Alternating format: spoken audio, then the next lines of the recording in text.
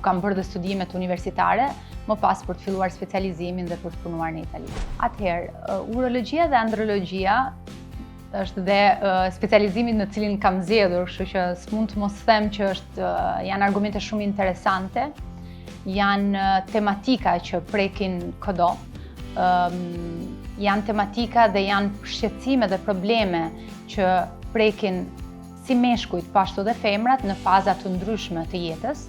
Kur flasim mbi urologjin, flasim me gjitha problemet, shqetësimet e aparatit urinar, duke filluar nga veshka, duke filluar nga ureterit, duke filluar nga shikza urinës, ndërsa kur flasim për andrologjin, flasim për gjitha shqetësimet e aparatit gjenital mashkullor. Atëherë, problemet më të zakonshme tek burrat dhe gratë për cilët drejtohen një urologu ose andrologu janë tek femrat, janë problemet të gurëve në veshka ose problemet të inkontinencës urinare, domethënë humbja urinës në mënyrë të pavullnetshme, prolakse, nganjëherë ndodh që organet gjenitale femërore bashkë me fshikëzën e urinës bien poshtë, ose infeksionet e vazhdueshme të fshikëzës urinare që quhen qistite.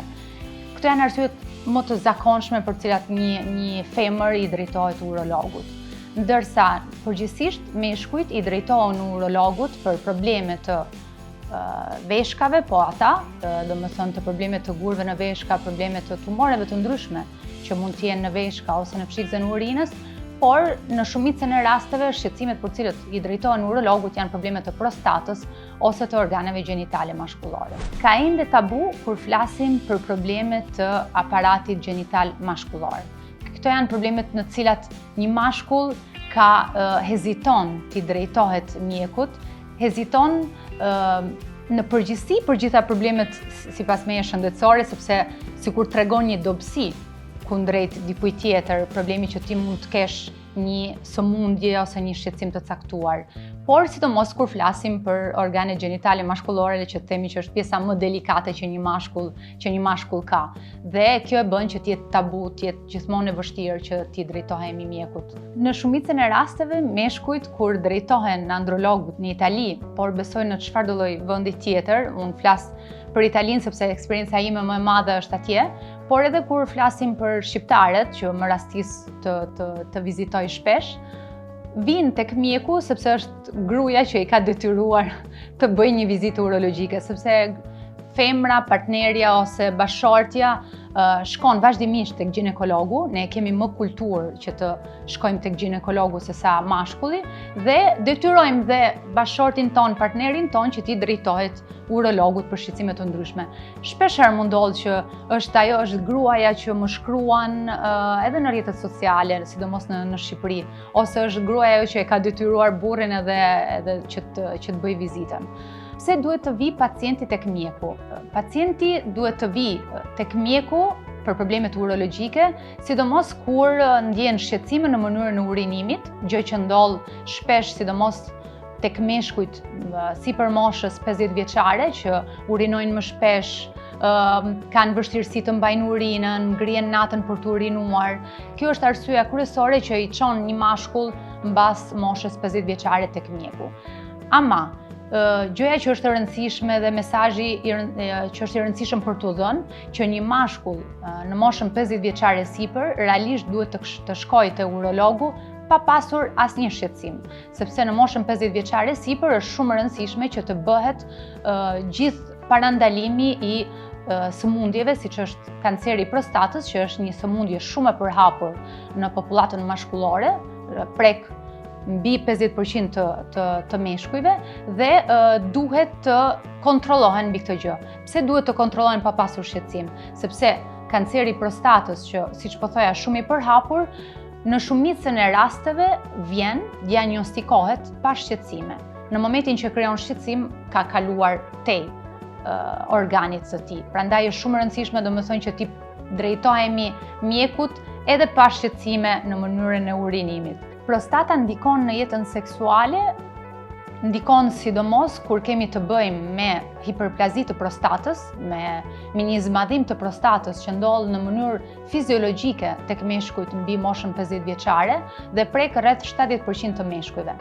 Jo gjithmonë normalisht një zmadhim i prostatës, që siç po thoja është fiziologjike, jo gjithmonë sjell shqetësime.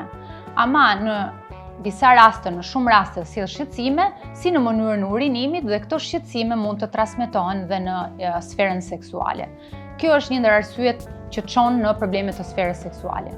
Arsye tjetër e prostatës që çon po në probleme të sferës seksuale është prostatiti akut ose prostatiti kronik, që do thot një inflamacion që është rikorrent, që vjen her pas here dhe çon si në shqetësim në mënyrën e urinimit, po shqetësim në sferën seksuale, po shqetësim edhe në gjatë ejakulimit.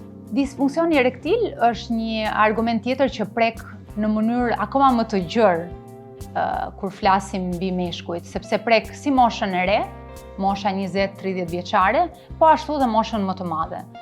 Me probleme të ndryshme, sepse normalisht në moshën 20-30 vjeçare, 40 vjeçare kemi probleme të deficitit erektil mbi bazë psikologjike në shumicën e rasteve, domethënë probleme kur flasim për performancën seksuale, shpeshherë psikologjikisht një mashkull bllokohet sepse duhet të japi më shumë se sa ç'mund të japi ose ka atë ndjesinë që ndoshta nuk do japi atë kënaqësinë që do të japi dhe e bllokon dhe nuk arrin dot që të kalojë as në ereksion. Ndërsa kur flasim për moshë më të madhe, moshën 50 vjeçare e sipër, përgjithsisht janë probleme të sferës seksuale ose probleme të deficitit erektil që kanë më shumë bazë organike. Çfarë është baza organike? Përgjithsisht janë meshkuj që kanë hipertension, janë meshkuj që kanë diabet, janë meshkuj që kanë probleme të kardiovaskulare në përgjithësi ose probleme të obezitetit, janë probleme që çojnë pastaj dhe do përtohen dhe në shqetësime të sferës seksuale. Atëherë, kur flasim për infertilitetin, arsyet më të shpeshta të infertilitetit tek meshkujt janë stili i jetesës në shumicën e rasteve. Pastaj normalisht kemi edhe smundje organike që çojnë në përkeqësim të spermës. Kur flasim për stilin e jetesës, flasim për meshkuj që janë obez, për meshkuj që kanë vese të ndryshme, siç mund të jetë alkooli, siç mund të jenë drogra të ndryshme, që mund të çojnë në përkeqësim të